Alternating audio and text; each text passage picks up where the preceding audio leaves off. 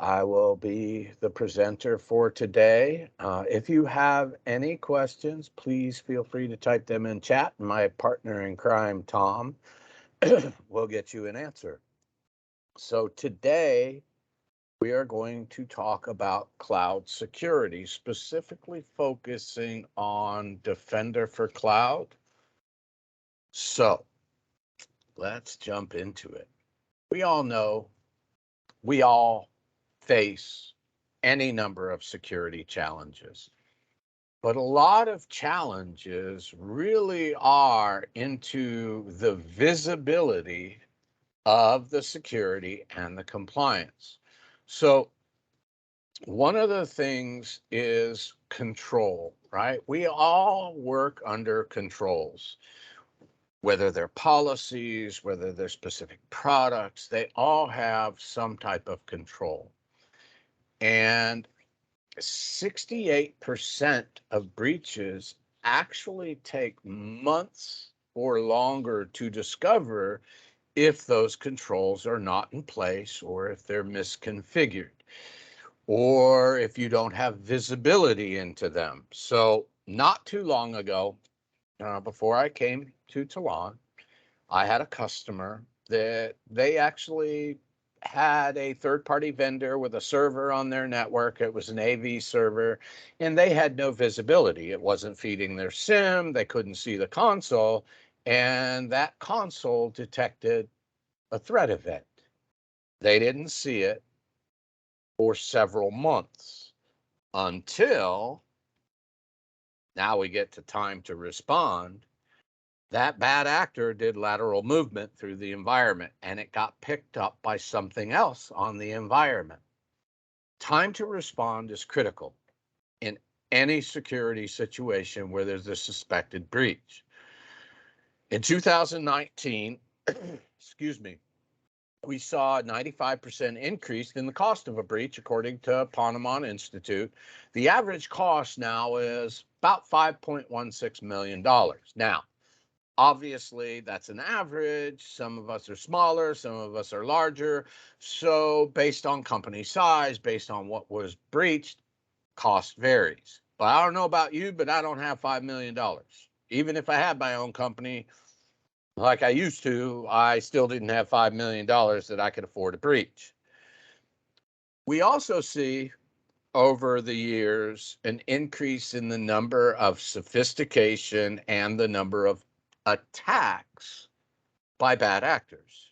In 2019, Microsoft actually inspected 12 billion cloud activities and controlled that many.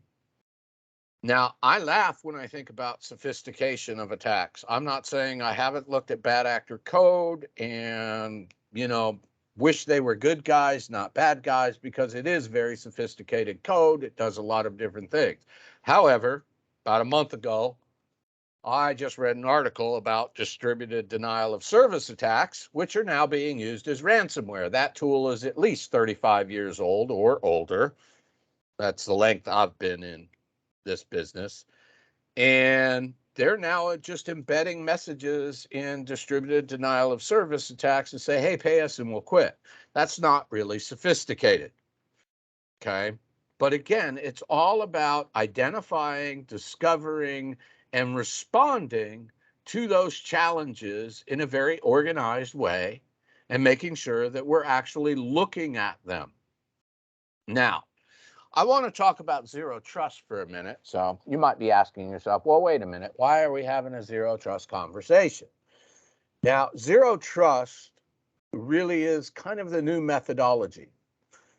We used to all work in on-prem, do all of that stuff, and it was called defense in depth. We all know, if we've been around for at least a couple of minutes, that IT security is complex. There are many devices, users, connections, all of those things happening all at the same time. Now, we used to have what was called the trusted network strategy. That is where everybody sits in the office. They're all behind all these security devices, firewalls, IDS, IPS, proxy servers, all of that.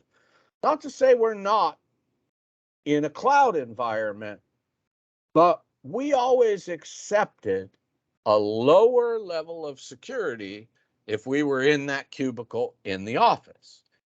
And we all know how that turned out if we've been in the computing game any length of time. We still got exploited, right?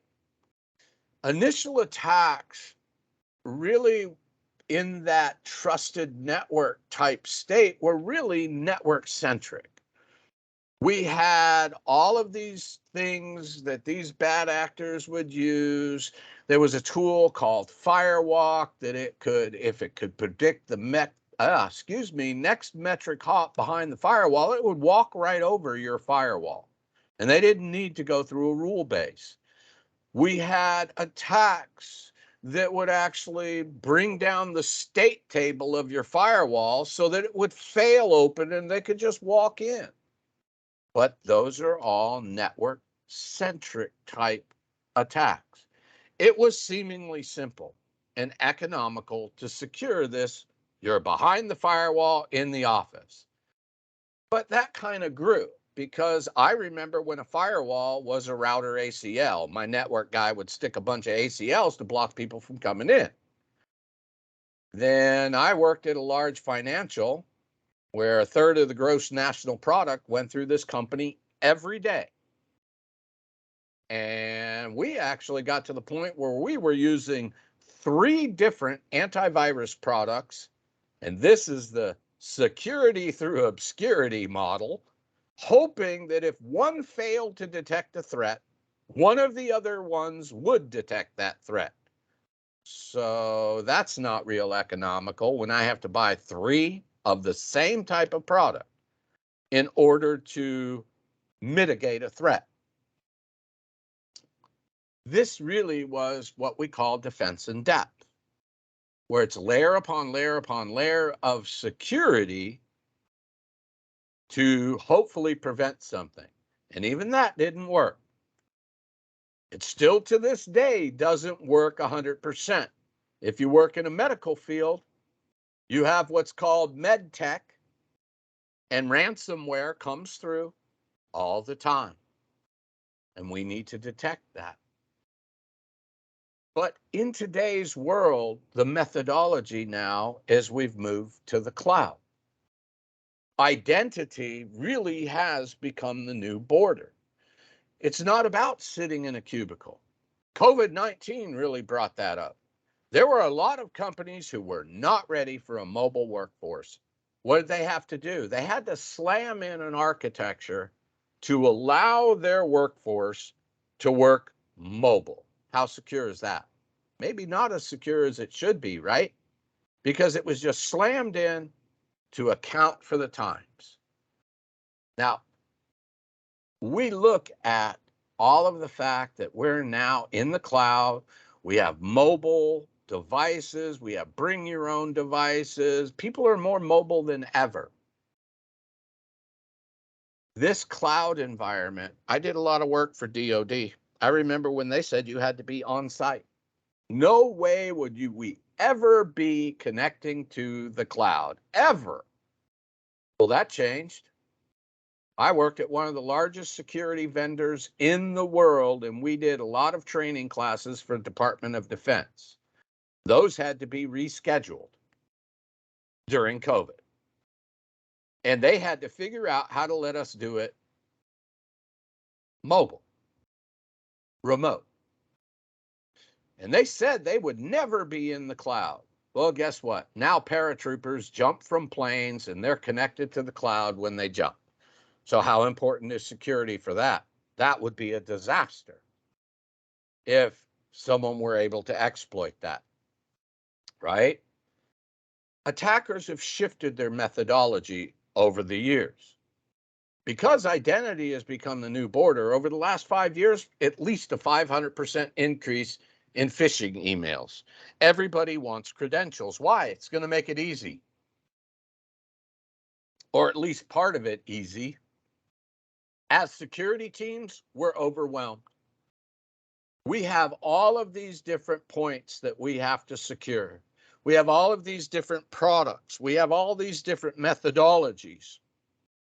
And then we have all the logs that we have to search through to find those areas that might make our antenna twitch and say, ooh, that doesn't look right. These are why we have a zero trust. Zero trust is really the new methodology for securing an infrastructure, and it translates well to a cloud infrastructure. It is a strategy that increases security assurances for business assets, data, applications, and it's everywhere. We're in looking at the public, untrusted, trusted networks, whatever. And it's going to lead to a more secure, user accessible environment because it's going to be a policy driven architecture for a productivity environment. We're going to be able to explicitly validate trust for those access requests. And it's not just about a user. It could be a device, it could be an application, and it will dynamically address insufficient trust. Is this a learning curve? Sure. We all have learning curves, right? But it will be a more productive environment. It will be more streamlined and more automated. We also look at modernizing SecOps. We want pervasive detection and response, and that's what it's going to give us. We'll have deep asset visibility inside and outside the firewall. We'll have rapid remediation with automation and integrated workflows. We work towards what? SOAR, security orchestration and automated response, using these types of framework points. Then we look at the operational technology, the data center. It's going to give us a way to monitor and segment assets by business risk. Our workloads, APIs, applications, devices. It's also about operational technology. How do we secure that? Now, if I ask most of you, how old are your routers? I might get anything from a year to maybe 4 years. But would you be surprised if I said that router is actually 50 years old? You may have just gotten a new one, but the underlying technology hasn't changed. It routes packets. It does it in specific ways. We want to secure that. And we put controls in place to do that. It will increase security. It will increase productivity. Now, when we talk about zero trust, it's about building a foundation. So a lot of things that we do in security in the Azure world, right? Cloud adoption framework. We want to build a landing zone that's conducive to building security on top of it. So there are things that are done from that aspect. Security by design.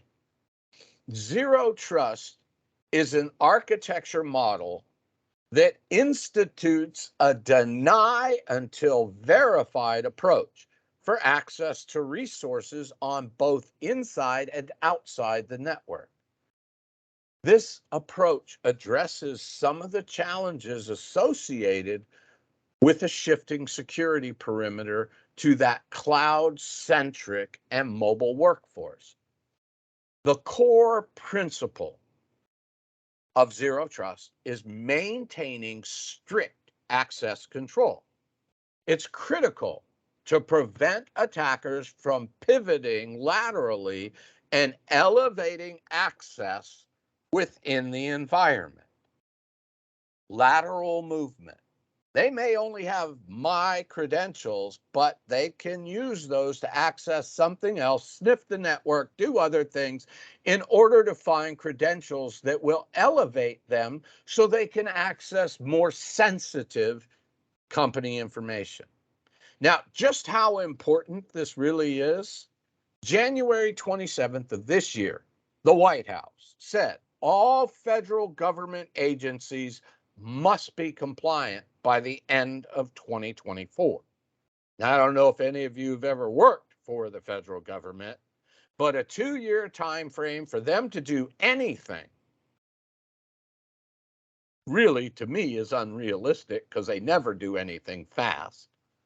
But just to give you really some insight as to how fast that is, I spent 4 years in the Middle East working for the Department of Defense. And I needed some EMC squared SANS devices for my product. I ordered those products, spent 4 years in the Middle East. They still had not arrived and were still not hooked up to my product. 2 years after I left the Middle East, they finally were installed. 6 years from the time I ordered to the time they finally got installed. Again, the federal government doesn't do anything fast. So this will be interesting to see if they actually make that deadline. Now, looking at the 3 guiding principles, verify explicitly. So always authenticate and authorize based on all data available, every data point, whether it be MFA, whether it be a certificate on your device. We use everything that's available to verify that trust. Least privileged access. So limit users with just in time and just enough. This is also about process because everybody should follow the same process. So I might have elevated privileges and don't need anybody's permission to do anything I want, but I should still follow the same process as other accounts. It's about accountability. And then always assume breach.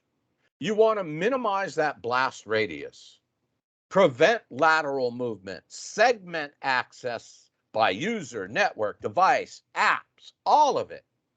The best way I know how to communicate, assume breach. I'm a security person. It's not paranoia if somebody's really following me. I get paid to be paranoid. But we've all heard the term, the only secure computer is the one still in the box and never been plugged into the internet.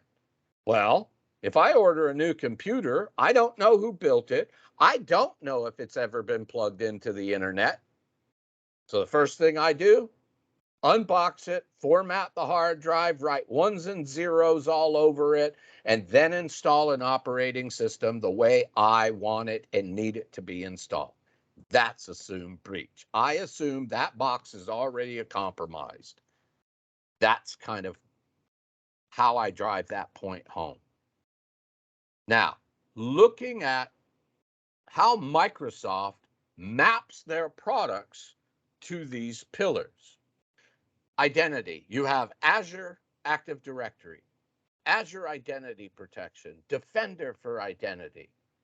Around devices pillar, you have Defender for Cloud, Defender for Endpoint. You have Intune to manage that inventory.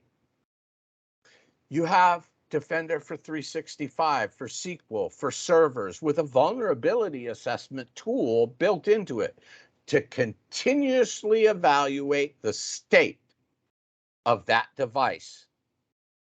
Defender for app services, for IoT, for all of that. Defender for cloud, which gives you just in time and just enough. We also have PIM, which is in Azure. We have adaptive network hardening, infrastructure for networks. We also have policy, Defender for cloud uses policy. Azure has policy.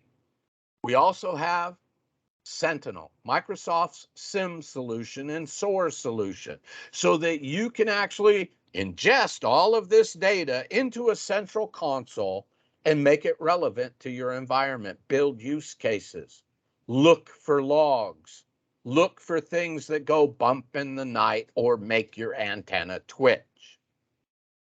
Okay. I also point out this maturity model because it's a journey. And here's what happens with journeys. Depending on how long it's going to take, will dictate whether you quit or get frustrated, don't pay as much attention. So my point is, when you start, if you have 10 other jobs, know that those jobs are going to interrupt your journey to zero trust. So how long will it take you to fully get there, to that almost end state? If you have 10 other jobs, could take 2 years. But if this is your only job, could take 6 months, a year. Just don't get frustrated and quit. Work methodically in doing that control. Now, looking at Azure. Azure is actually the only cloud platform built by a security vendor. Now, I know a lot of people would say, well, Microsoft's not a security vendor. I can tell you, coming as an X guy, the majority of my career, I was probably one of those people. I know I was. But they really have come a long way. They are truly a security vendor. They earn over $10 billion a year in security revenue. 400,000 customers and 90 of the top Fortune 100 trust and use Microsoft security solutions. They employ over 3,700 security experts, and I know a few of these people. I have worked with them over the years in the security industry, and they are truly experts at what they do. They spend over $1 billion annually on security. They've committed to spending over $5 billion annually over the next 5 years. In 2020, they blocked 6 billion malware threats with Microsoft Defender. But the one piece I point out here, only a security vendor has this. They take in over 8 trillion signals every 24 hours, and there are people who look at these signals. They reverse engineer malware, they update threat feeds, they look for indicators of compromise. This is a security research division right here, and only a security vendor would have that. This is really a valuable place. I always refer to these people as propeller heads, but it's affectionate because I wouldn't want their job. I don't enjoy reverse engineering code, but they do, and they're good at it. Okay. Now, looking at a cloud kill chain model, if you have done any analysis work in your career, you should be probably familiar with the Lockheed kill chain methodology, the pyramid of pain, MITRE matrix, all of that. Pretty much no different in the cloud. You have credentials, you have resources, all of that. You have exposure. So what are the bad actors looking for? One, insecurely configured applications, right? Is there a hole that they can exploit? It's exposed. They're looking for vulnerabilities that haven't been patched. They could be zero-day vulnerabilities that they can exploit. Or infected admin accounts, devices, all of that. Then what are they going to do with this? Well, they want access. What do they want to access? Pretty much anything they can. Whether it's through brute force attacks, whether they phished somebody's credentials, whether they hijacked my phone for the Internet of Things. But they're going to get some access, and they're going to laterally move. Why do they laterally move? Because they're looking to usually escalate their privileges.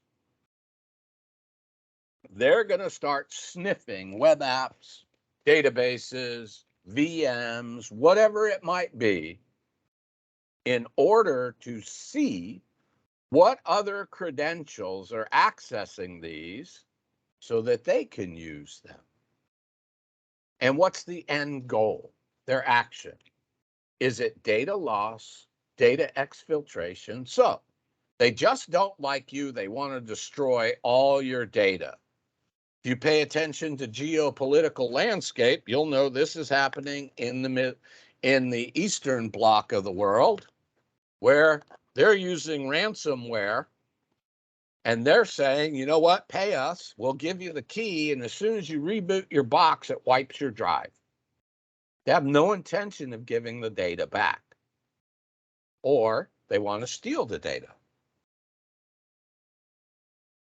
They want your customers, they want to blackmail you, whatever. But that's a kill chain model. That's what they're looking to do, and we're looking to stop them. So how do we do that? Well, one tool in Azure is Defender for Cloud. Defender for Cloud, excuse me, actually will strengthen your cloud posture. There are all sorts of data points that it protects. We're looking at our secure score to see how we stack up. We're looking at policies and compliance to make sure that we're securing the environment on the standards we're supposed to, and improving automation. It can also protect hybrid. So I can protect on other clouds. I can protect my on-prem, enforce policy to those other environments that I use in Azure. This is an agent called Azure Arc, and that agent is free. You could deploy that agent to any server and make it look like it exists in Azure, which means I can enforce everything that I do in Azure on those resources for databases, storage, servers, Internet of Things, all of it. So looking at where Defender for Cloud actually plays. So this big red block here, right? So we've got Defender for Cloud. Remember, I mentioned those 8 trillion signals. You can see this is threat intelligence. These are threat feeds from Microsoft that are going to get put into all the Defender for Cloud data points. So whatever that threat vector is, Defender for Cloud is going to see it. Is it something around storage? Is it something around SQL? Containers? All of it. Defender for Cloud has multiple options for turning on different products to protect the environment. But I think it's important to note that only Defender for Cloud has the ability to prevent attacks on new VMs you may have bought and install through the resource manager, because it will protect the resource manager. Nothing I know of will, other than Defender for Cloud. It will protect your storage accounts, and it will protect your key vaults. To date, I know of no product, third-party product, that will do that. Now, you can get an agent that will sniff those log feeds in your environment, but they're not blocking anything. They're just notifying. The other thing is, what about my on-prem? My on-prem, I want to enforce the same standards I enforce in Azure on my on-prem resources. How do I do that? Well, you could buy a third-party product. So I have a policy compliance manager deployed on-prem. I have built-in policy compliance in Azure. They may do the same thing, but they're going to do it a different way. Don't you want a constant look and feel? That's where Azure Arc comes in. So I deploy Arc, and it looks like it's in the cloud, and I enforce all my policies from the cloud on all of those on-prem resources. Pretty nifty, huh? I don't have to buy another product. I have a policy here. I want it applied here. And I can use Azure Arc to do that. Now, Defender for Cloud itself really is a dashboard-driven security posture management tool. It does threat protection, prevention. It helps you strengthen your security posture for your cloud resources. It's integrated Defender plans. It helps protect workloads running in Azure, as I mentioned, hybrid, or even other cloud platforms, because I can deploy that Azure Arc agent to Google, to AWS, and I can force all the standards that I do in Azure on all of them, including Defender for Cloud being deployed. It provides tools that are needed to harden your resources, track your security posture, protect against cyber attacks, and streamline that management. Now, I'm not going to say you've got a single pane of glass, but you only have a couple of panes of glass in Azure. So you're not bouncing to 10 different consoles. It is going to fulfill three vital needs. Continuously assess. Defender for Cloud for servers has a Qualys scanner built into it. So it's continuously saying, hey, you need to patch this system. Hey, this control isn't implemented. It has policy to help you secure and harden. It gets a benchmark policy based on Azure best practices and NIST 853, and it helps you work towards securing that environment. And obviously, because it's a Defender product, it defends against threats on your resources, your workloads, your services, prevent things from happening before they get on the network. So again, continuous assessment. Understand your posture. You get a secure score. A single score that tells you at a glance your current security situation. The higher the score, the better, right? The higher the score, the lower the risk. Ideally, we'd love it to stay at a constant, but that's not going to be the reality. Things are constantly changing. Remember, the one thing we can count on in IT is change. We're always adding things, changing things, removing things. So that score is going to fluctuate. We want to harden all the connected resources. So it's going to give us security recommendations, customized and prioritized hardening tasks to improve your posture. Implement recommendations by following detailed remediation steps. It tells you how to fix it. And in many cases, you get an easy button. It's called a quick fix. All you have to do is click the button and tell it fix it. Now, I wouldn't do that without reading what it's going to do and probably talking to other people, because you want to identify, is it going to break something? Maybe there's a reason it's not there, right? Those are the things we can look at.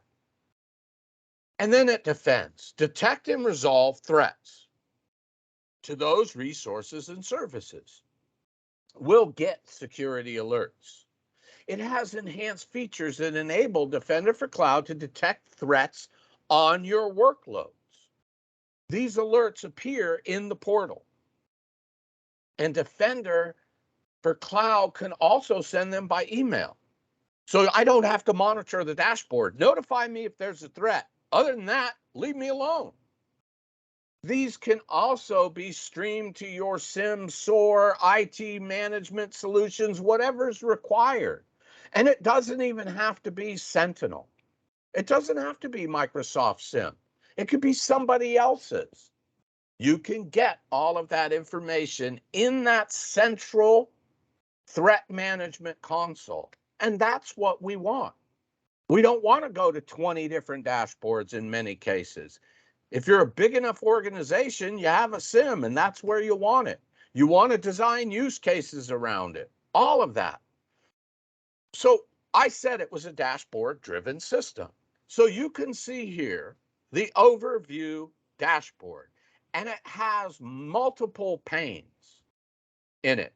So I've got my secure score, 54%. We're okay. We want it higher. My workload protections, 98% full protection enabled. Regulatory compliance. Hey, look, I've got CMMC, I've got NIST, and I've got ISO. How am I doing? Not so well. I need to look at my compliance. If I have to be compliant with these standards, I need to look at them. I need to evaluate them and drill into them. I get my insights. Oh, look, most prevalent recommendations by resource. Audit diagnostic settings. Storage account should use private link. So I've got all these storage accounts that aren't using private links. Restrict network access for those. This is where my information is in these storage accounts. That's kind of highly valuable information I'd probably want to look at. Firewall Manager.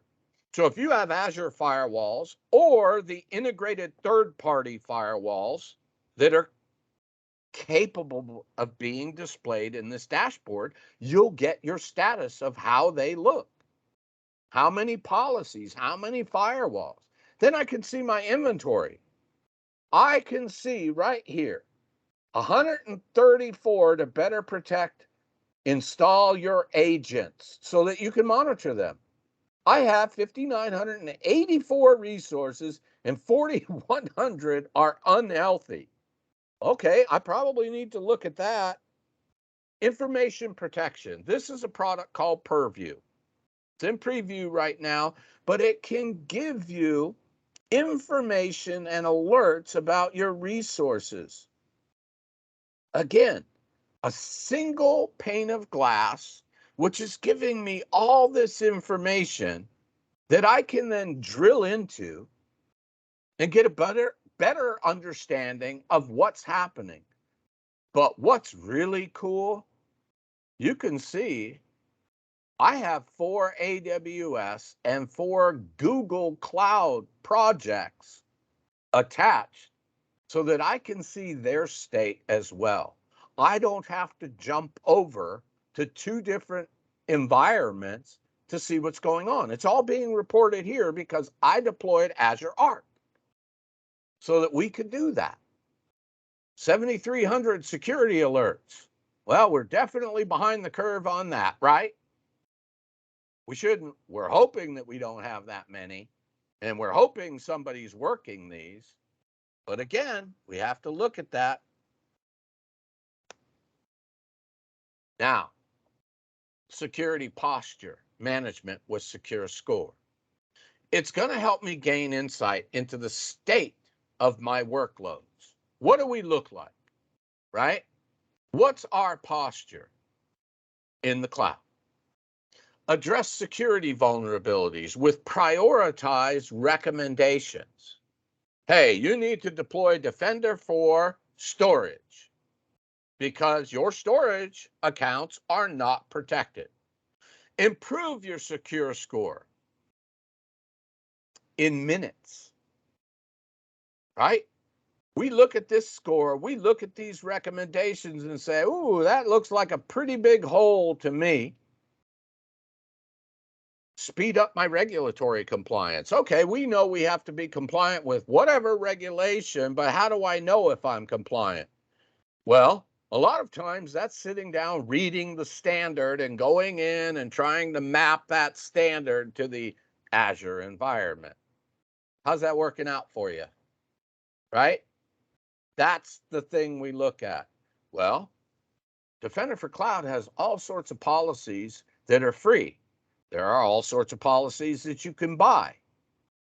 And if you need to be compliant, you can just deploy that policy. It is going to be granular control over that secure score. It's going to show you how it's going to impact. Hey, if you fix this, you're going to gain 7 points or 2 points, percentage points, right? We want that score to go up, and it's across everything. All the categories, apps, network, access, SQL servers, right? These are the things that we're looking at. So my secure score. So we said 54%, right? But I can drill into this. I can see my completed controls, my completed recommendations. I've completed 24 of 110 recommendations. So it looks like I've got a lot of work to do, right? But we can drill into this. So 47% in this secure score, approximately 27 of 58 points achieved. My subscriptions with the lowest scores, different subscriptions. What could I improve? Right? I can look at all these recommendations with the click of a mouse and see how I can improve my overall score. So I come in, I'm looking at the recommendations. What is it telling me? Remediate vulnerabilities. Okay. Now, this one can be deceiving. Why? Because it's telling me I need to patch my system. Okay, Patch Tuesday just rolled by. I got patches. But due to the circumstances of our business, I haven't rebooted the servers because we have a specific day that happens based on whatever controls are in the environment. So this might all be false positives, right? Could be. Encrypt data at rest. We could drill into this. See why it's not encrypted. Encrypt data in transit. Configurations around security. These are all things that we can drill into to find out what exactly is going on, to help us better understand the posture of those devices. And that's really what this is about. Now, compliance. All right, we all know that we have some compliance standard usually that somebody wants to meet. NIST, CIS, ISO. Well, how do I know if the environment is compliant? Well, tailored policy to Azure. So I'm looking at Azure policy. I've deployed these policies and I can see which ones I'm not compliant with. And then I can go and improve my compliance. It's a benchmark, right? Where do we stand versus where do I want to be? And it extends to Azure and Google. If I've deployed Azure Arc, I can enforce this policy across hybrid environments, on-prem, in other clouds, all of it. So I get a consistent enforcement of policy no matter where the resource exists. And then I can deep dive it. What are the controls, right? Hey, look, I'm compliant with using strong authentication for Active Directory, but I'm not compliant with managing identities securely and automatically. It's telling me I need to be using a managed identity on my web app. Service principals should be used instead of management certificates. Now, I will point out this is a deprecated policy now. The rule is poorly written. And if you go look, you probably don't have certificates. It's probably already a service principal. But how do I know that? Because I've gone in here enough and looked at it and evaluated that and seen the fact we don't have a certificate. We are actually using that. So what do? I write an exemption. We're exempt from that. We don't consider that a finding, but it's knowing those things. And you know it by doing it, by looking at it, by evaluating it. Now, by default, every subscription that you put into Azure, that you activate, is going to get this Azure Security Benchmark Policy, also known as the ASC Default Policy. This policy is based on NIST 800-53.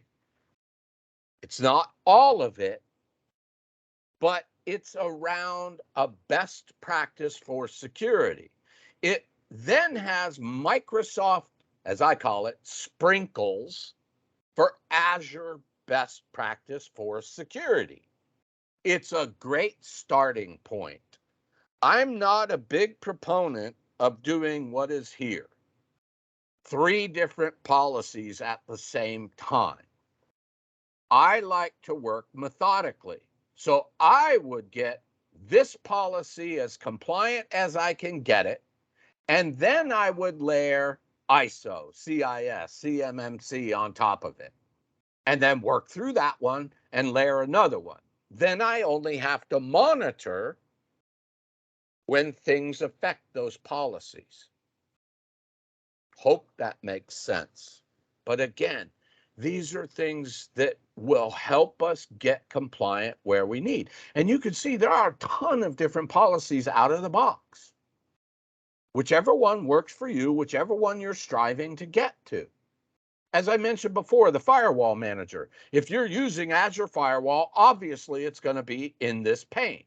But there are also a couple of different vendors that are integrated and will show up in here.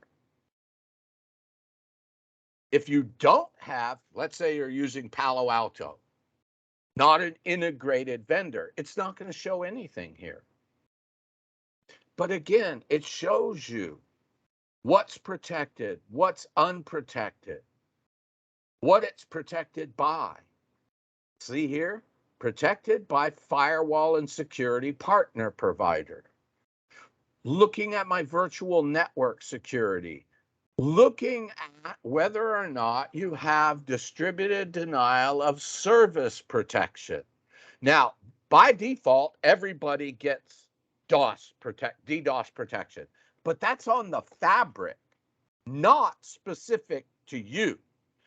And if you didn't see the article, a little over a month ago, Microsoft's standard DDoS protection prevented the largest DDoS attack in history.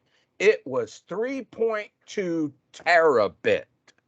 So it's definitely a proven technology, and it's proven it scales and it works very well. Now, I've been asked by customers before, hey, well, we're going to put in this device and it has DDoS protection. And my first question for them is, what bandwidth is it capable of handling? Oh, it'll do 40 gigabit. Okay. Is it a UTM device? Yes. Oh, so you're going to be looking at decrypting traffic. It's a proxy. It's an antivirus. Guess what? You're not getting 40 gigabit of throughput I'll guarantee that.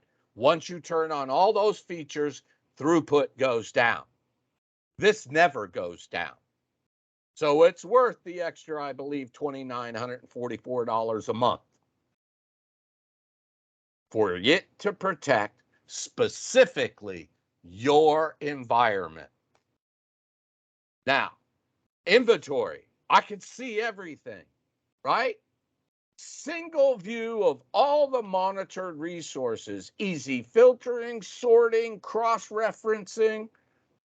I can easily explore it through the Azure Resource Graph. I can export it to a CSV so that I can manipulate that data any way I choose. All my management resources. Defender for Cloud periodically analyzes the security state of your Azure resources to identify potential vulnerabilities. It then provides you, as I mentioned before, recommendations on how to remediate those. When any resource has outstanding recommendations, they'll appear in that inventory. We're going to see the total resources. We're going to see unhealthy resources with active recommendations.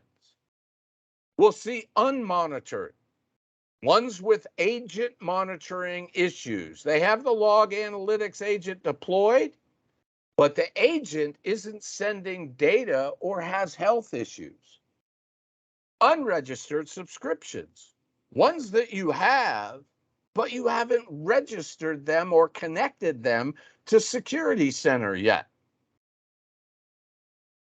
Looking at cloud inventory, so we can see, look, this has the monitoring agent installed. The rest of these don't. So I have 1,904 resources, but 318 are unhealthy. So I need to figure out why. 0 unmonitored and 0 unregistered subscriptions. But I can filter this by anything and everything I want. I can add non-Azure servers. I can download this report. I can open a query and search right from here in this inventory view. So you can see here, filtering for a tag of production. It's the production environment. Tags are hugely valuable. So we can look, show me the ones where they're not installed in my inventory view, right? We're coming through and looking at specific tags. It's a great way to filter so that I can see what's going on. And I can get very granular as to where I need to be to fix something in an individual or a global way. Azure Information Protection. This is integrated with Purview. Purview, yes, you have to purchase, but it's a great product. It's still in preview right now, but it adds a lot of value for looking at your resources. Azure Purview Data Discovery, right? So I can see all the different labels, highly confidential, GDPR. What are the information types? I'm seeing credit cards, I'm seeing EU security numbers, Belgian national numbers, and it's going to show me this is an endpoint, the name of the client, and the risk. All in a single dashboard. All I had to do was drill into it. Valuable information I need to know as a security person. Again, recommendations. First of all, I tell everybody, make sure you read what it's telling you you need to fix. I would never fix anything without understanding what it's going to do. But I do get a quick fix option. Do I really need to understand what it's going to do? No. But I probably should Because if I read it, it might tell me, you know what? I need to go talk to Tom before I do this because he owns that. And there might be a reason why that's not done. I might break his app, which I don't want to do because then he's going to be mad at me. As I mentioned, he's my partner in crime. So these are things that we look at, but it is a way to easily fix it. I'll give you a primary example. When I audit customer environments, a lot of times they forget or don't know that they need to install the guest extension on all VMs in order for Azure Policy to actually be able to audit certain findings, certain controls. That should be deployed on everything.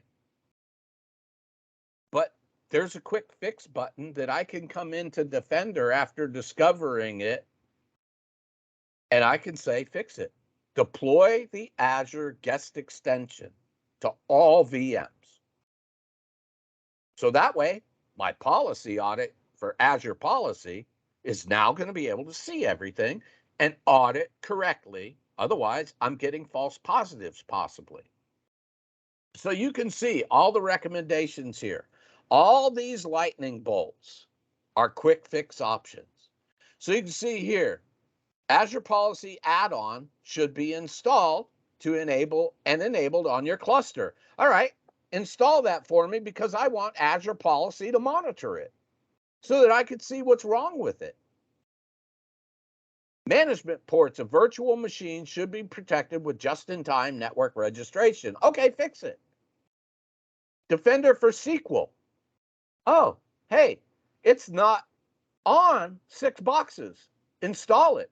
And then create a policy to make sure, this little greater than sign, create a policy to make sure that never happens again. Enforce it.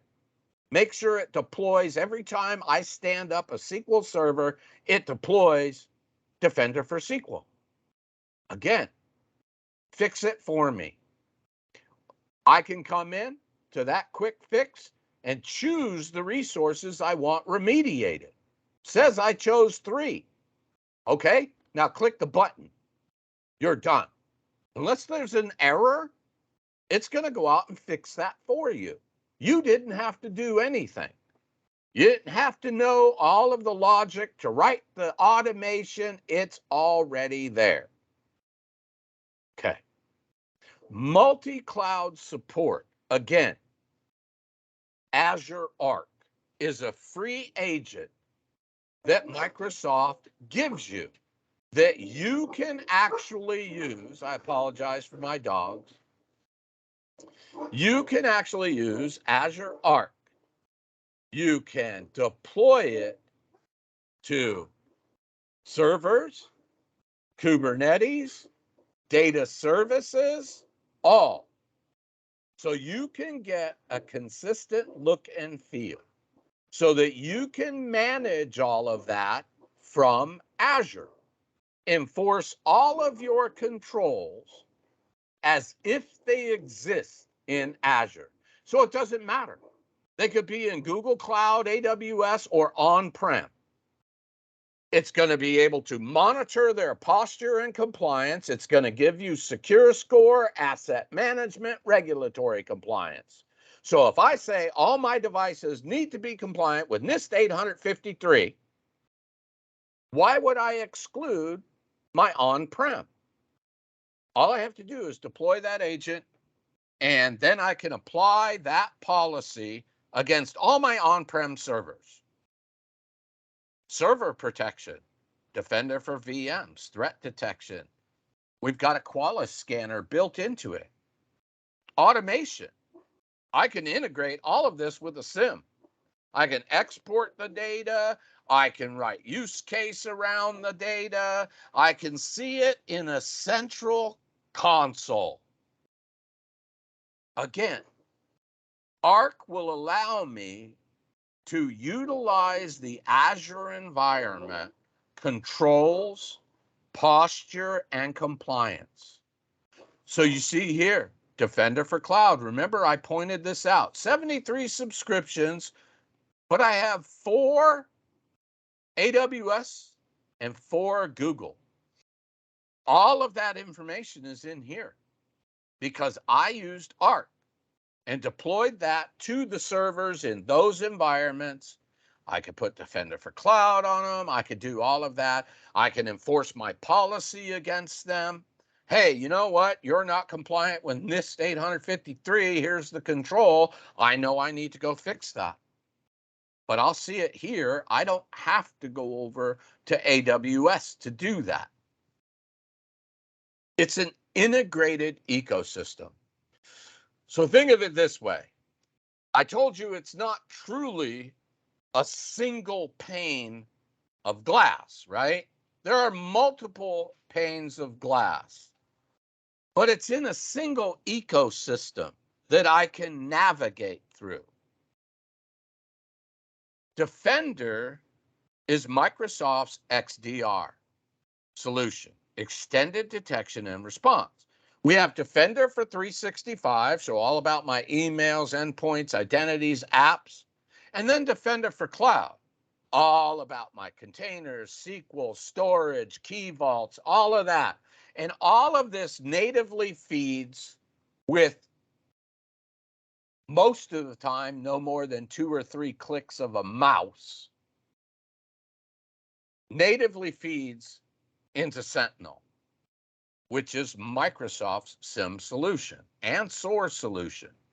But there's more. I can bring my multi-cloud into it. I can bring third-party and partner data into it. So if I have a Palo Alto firewall, I could stand up a VM and have that Palo Alto feed those logs to that VM, which then gets fed to Sentinel.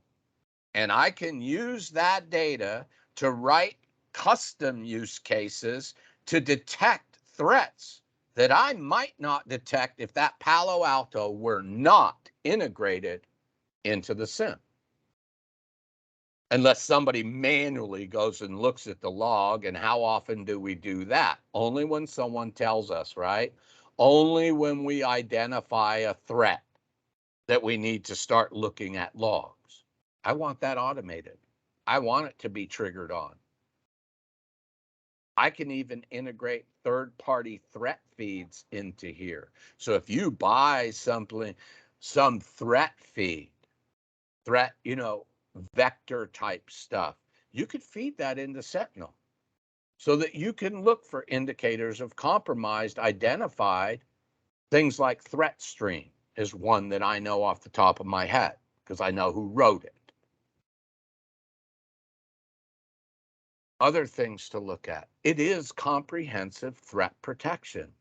Any server, any VM, container, database.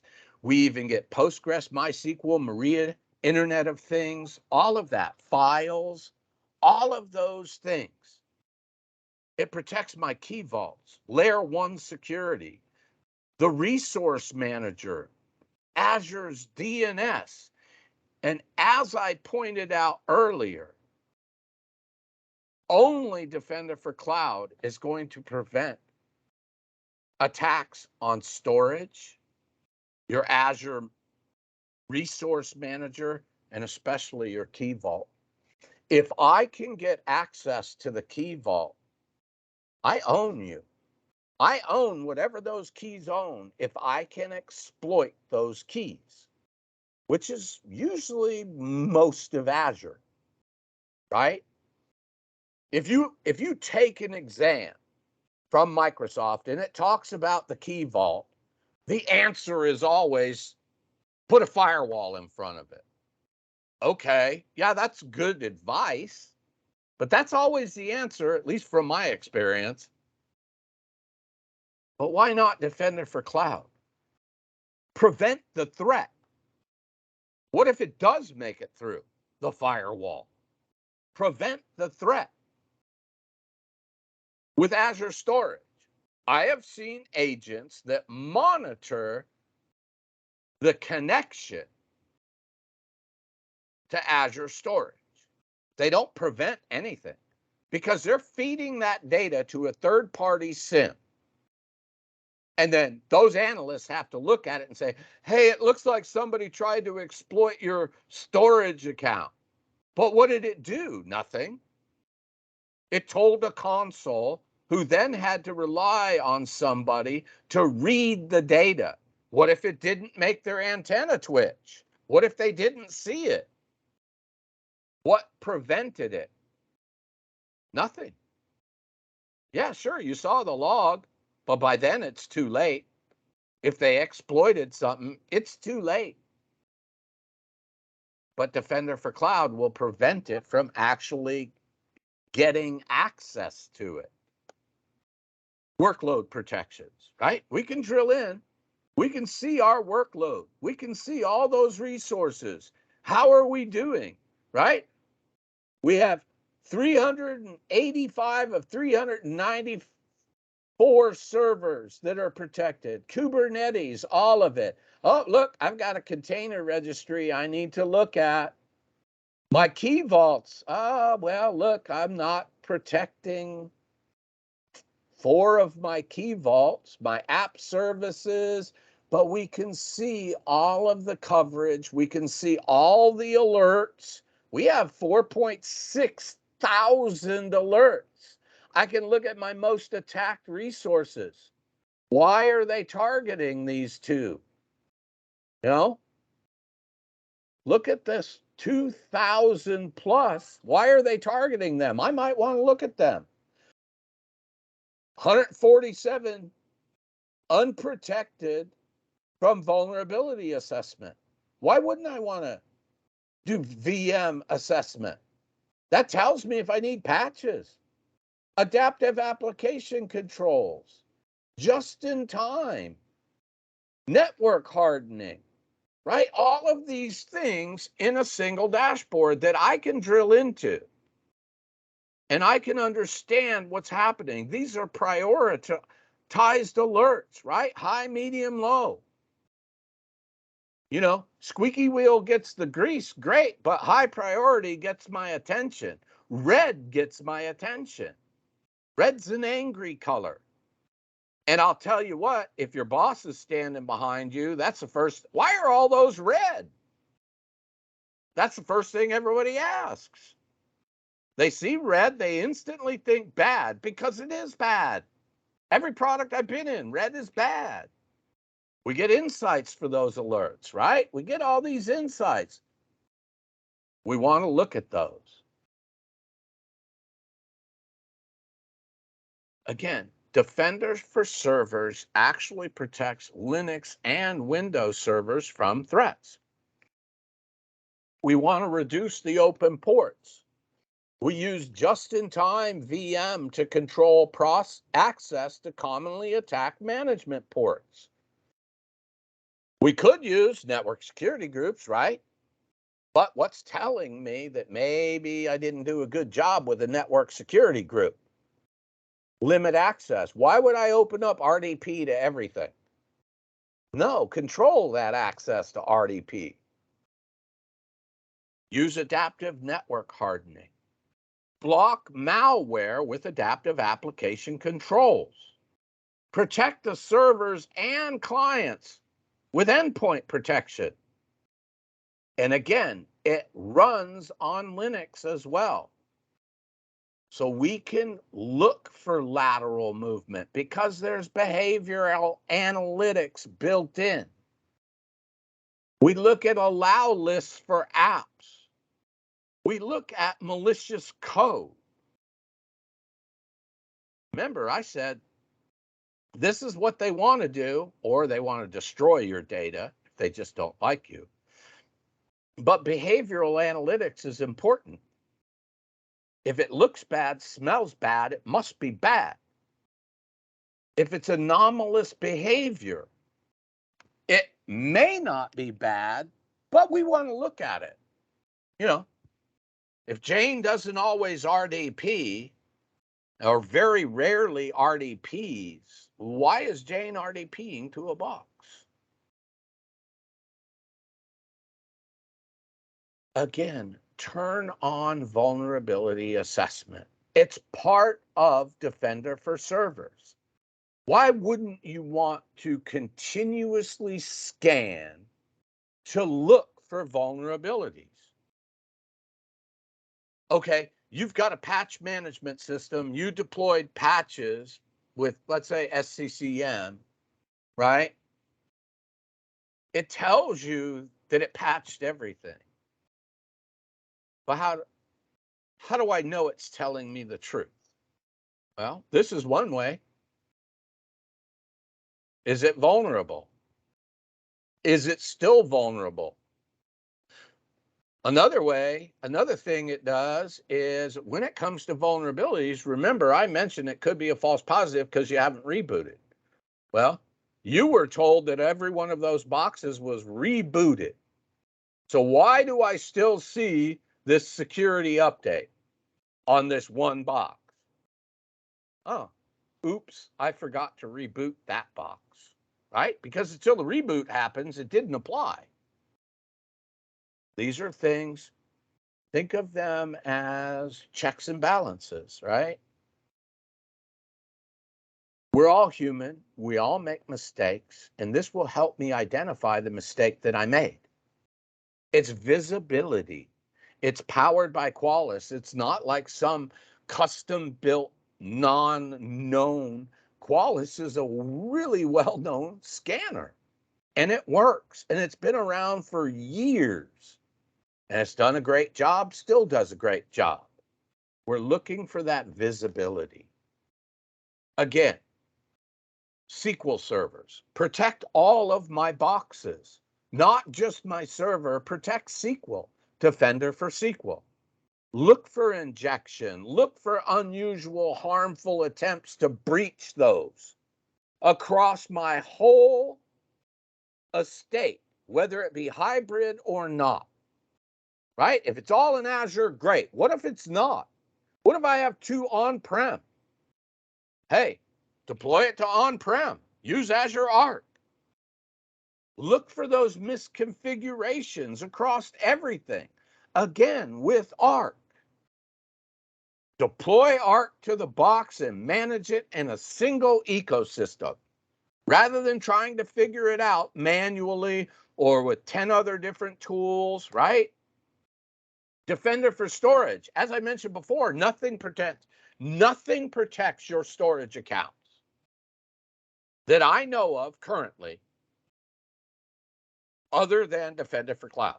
And this is where you're storing all your information, right? This is where all that information exists. File shares, data lakes, all of that.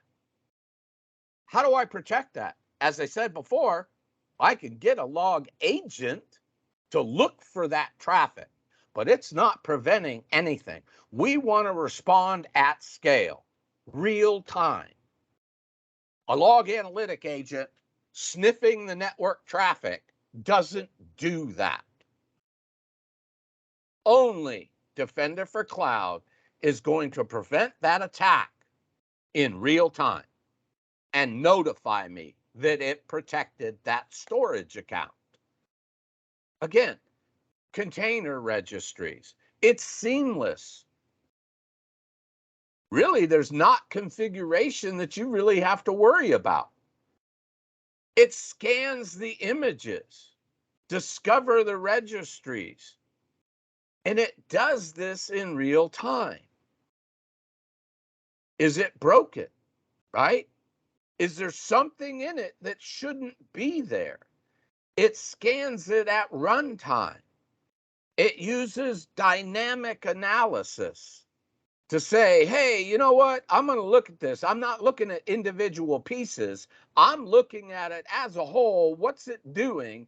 And you know what? That just doesn't look right. Where did you get this image? Maybe you should change.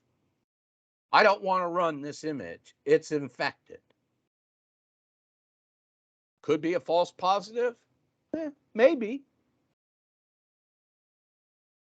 Defender for Kubernetes. Hey, we all know Kubernetes has become the de facto standard for containers, right?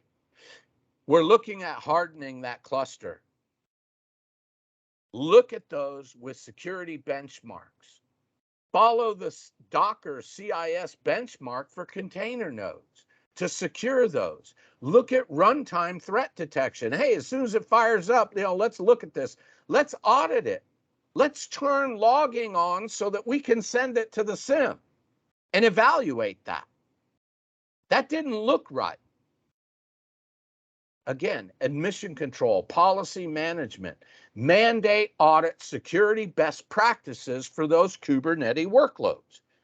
Modern day workplace, modern day SecOps. That's what we're looking at here, right? Looking at an attack matrix for Kubernetes.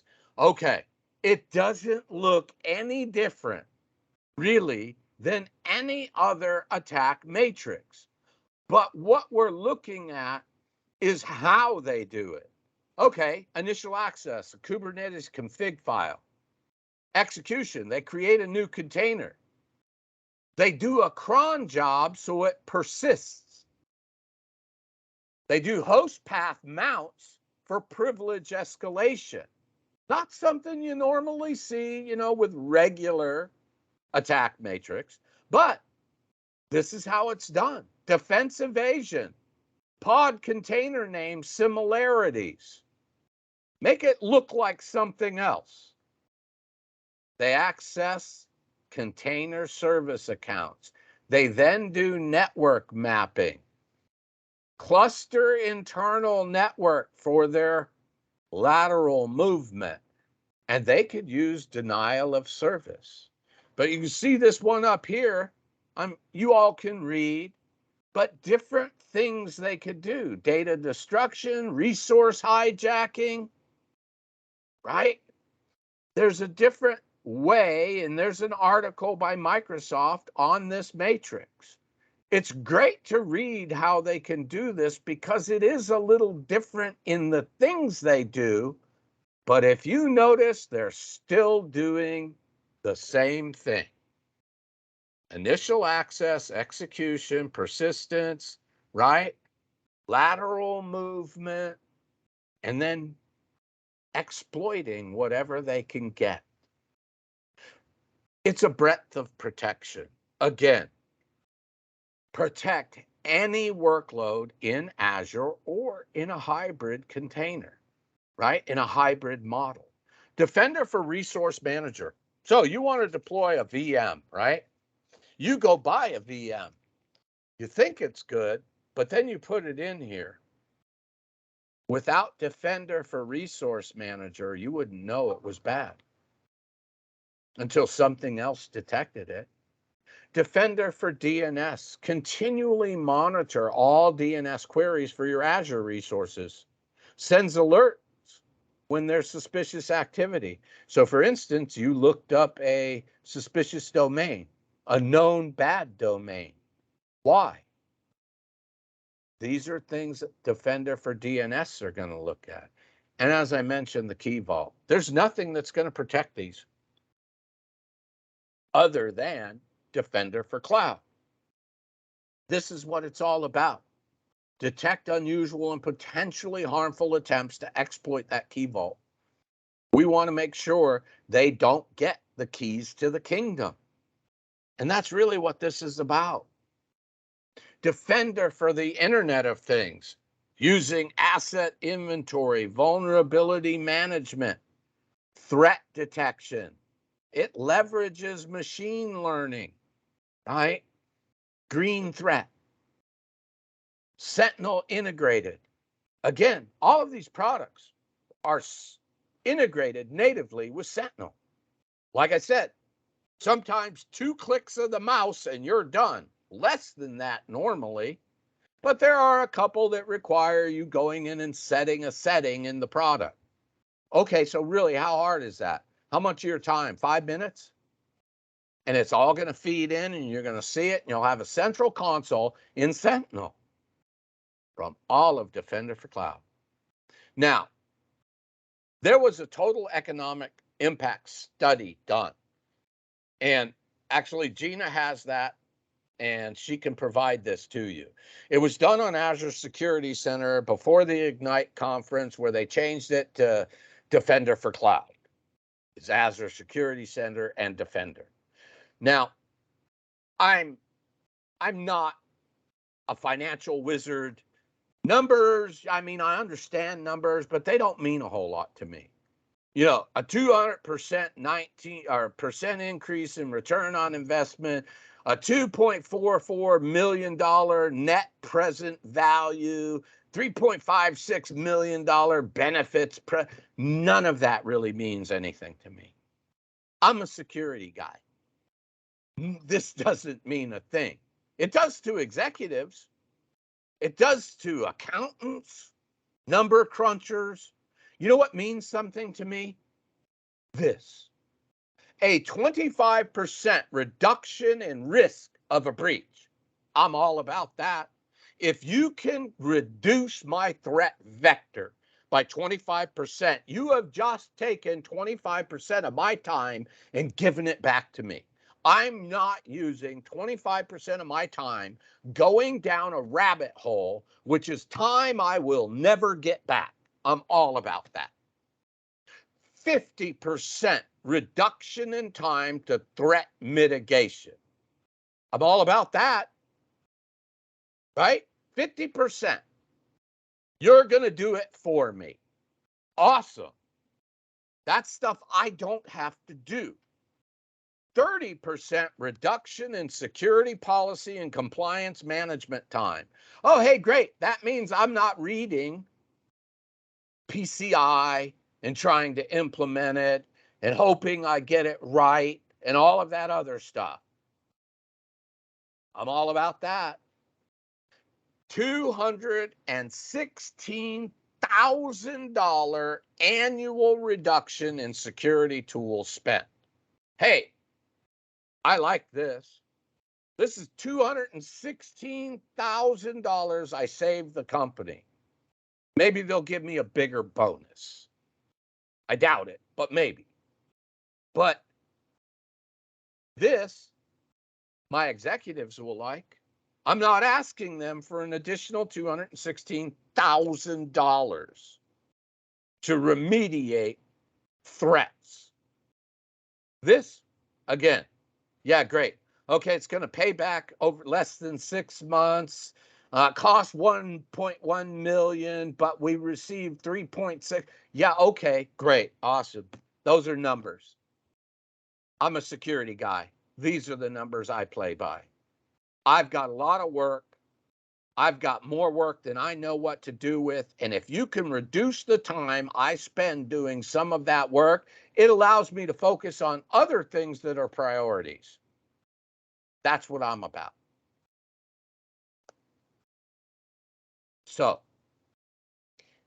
one of the things we talk about is all that security. But have you thought about having a security assessment? And there are times Microsoft will pay for this. You talk to your Microsoft rep. But we go through all sorts of education. We do a deep dive into your Azure environment, looking at all the different controls, looking at the policies, identifying gaps, misconfigurations, all of that. And we give you detailed findings of the things you need to fix. And if you want us to fix it, we'll give you a proposal. Okay. I just want to thank you for your time and attention today. Hopefully you found this presentation valuable. Hopefully you got your questions answered. I saw a bunch of those pop up on my cell phone. So hopefully Tom did a great job. Thank you for your participation. So I just, hopefully everything is all good for you. And I wanted to just thank you for your time today and being part of our security program. With that, I will give you about 4 minutes back in your day.